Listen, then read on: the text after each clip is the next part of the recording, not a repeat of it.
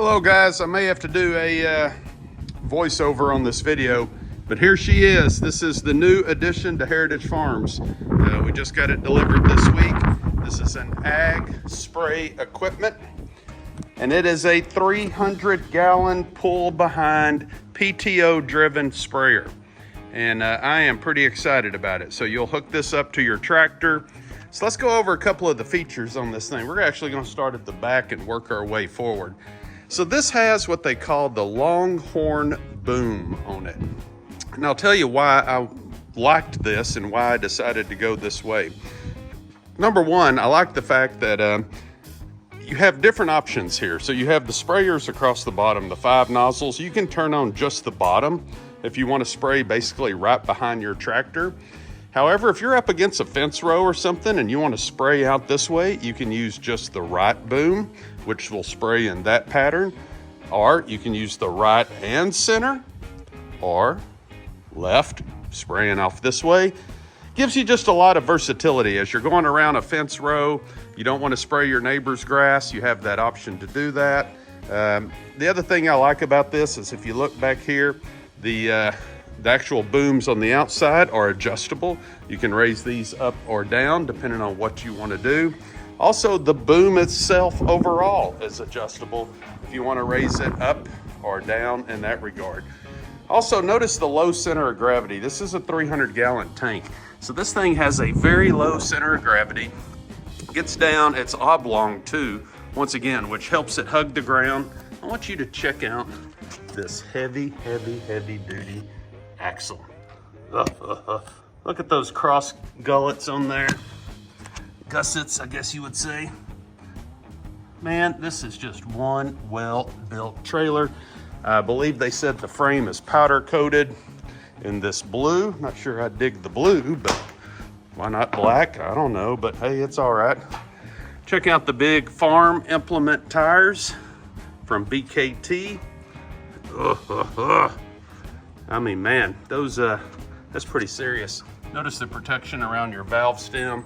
It's got 6 lug nuts. I mean, this thing is built to take a punishment rolling around out there in your field. And you got to think, man, 300 gallons times what, 8? That's 2,400 pounds. So that's a ton of water if you have this thing completely full out there floating around. I love the fact that it's got a big place to open up to fill your water. I also like that it has a lid that keeps your lid from falling in the dirt and getting dusty or muddy. Also, you look down here, you got your primary drain. You also have your agitator where it's actually sending water back in here to keep your chemicals mixed. I like that.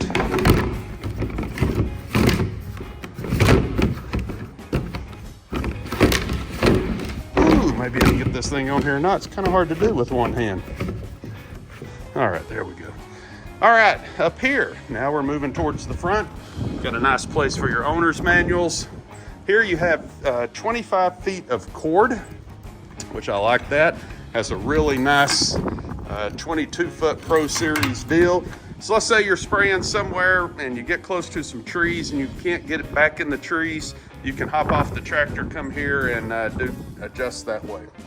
All right, so as we're continuing up front, let's see what we got. So here's a lot of your check valves. I believe that's what this is right here. This is your sedentary filter to actually make sure nothing's in there. This is your control arm. Look how heavy duty everything is. I like the fact that it's got a nice jack. The jack can come up, lift up, put the pin back in. Look at the heavy duty toe chains on this bad boy. All right, so we have an 8-roller PTO driven pump. This is what will go on the pump. But check out the options they give you on the front to hook to your tractor. I mean, nice pins. I mean, it gives you a lot of versatility. Look at that heavy duty I-frame construction. I mean, this should be a spraying machine. Now, let me show you one of my favorite things about this. So this is the control arm.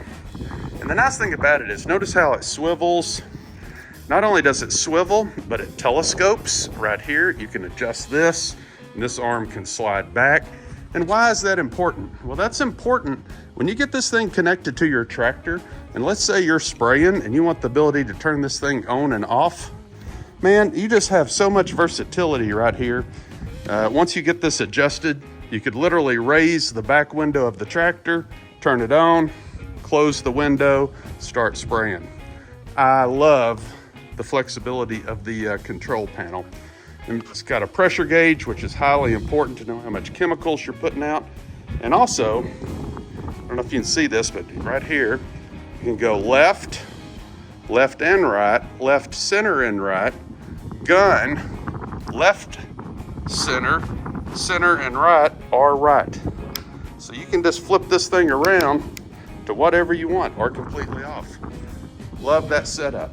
So one of the things we're going to do is we're going to keep this bad boy in the barn for a couple of reasons. I just don't want the UV sunlight working on those cables and hoses, anything we can do to keep it going. So I'm looking forward to putting this to use.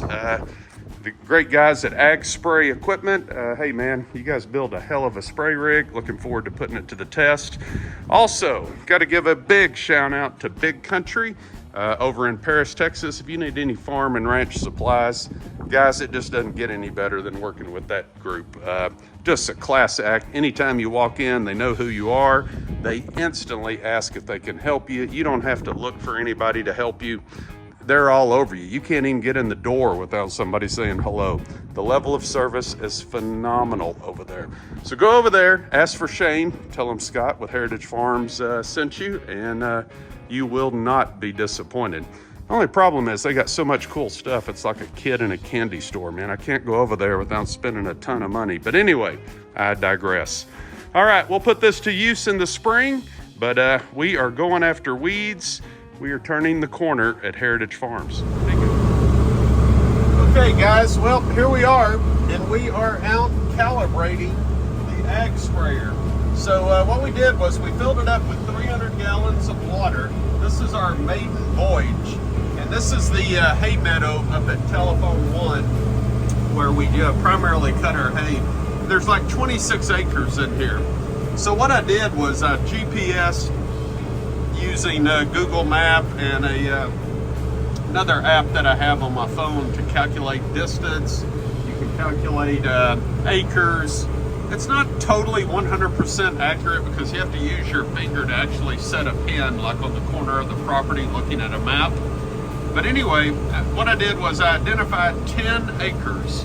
So I filled the sprayer up, found out where the sweet spot was, which is like 2,000 RPM, 4.5 miles per hour, second range, third gear. And what I'm doing is I'm going to spray these 10 acres. And what I'm trying to figure out is how many gallons per acre. So for example, if I use 100 gallons and I did 10 acres, that's 10 acres per gallon. Or excuse me, 10 acres of spray per 100 gallons. Or 10 gallons per acre, I guess you would say. Yeah. All right. Math was Scott. No. But anyway, that's what I'm doing. We're doing some calculations. We're coming back, and we are trying to figure out, all right, exactly how much chemicals am I putting out at this speed, this setting, and then I can do my calculations on how much herbicide and everything to use. But you know, you want to make sure you get it right, and this is the easiest way I could figure out to do this, was to target 10 acres. Let's just see what the bad boy puts out. I mean, we're at like 30 PSI. I don't know, guys. You tell me, is that enough? This is my first time to spray, so I'm learning as I go here. Had to get the sprayer adjusted so I could open the back window and turn it on and off. But so far, I think I'm doing pretty good here. You know, it would be nice to have a GPS system on my tractor. I know there's some out there for like close to $1,000 or something. Probably would really help, and probably even pay for itself over the course of time. But what little spraying I'm doing once a year, I'm hoping this is going to be adequate, but we'll find out. So I bought all of my chemicals. I'm ready to go. You know, of course, you want to wait till about June when the temperature's really nice. You want to wait till the goat weeds come up about 2 or 3 or 4 inches tall. You want to make sure all your clover and everything's already died for the summer. You don't want to kill that stuff. But that's what we're doing, and It looks to me like it's probably going to put out close to 15 gallons per acre is what I'm kind of guessing this is going to be the range, but we'll see. But the main thing is to have a ballpark idea of knowing, okay, I'm doing X number of acres, X number of gallons, X number of chemicals. And that's what I'm trying to figure out today is where is the sweet spot, where is this thing settle in, and where should I be targeting to actually do the spraying that we need to do. So, all right, more to follow. Maiden voyage of the Ag Sprayer.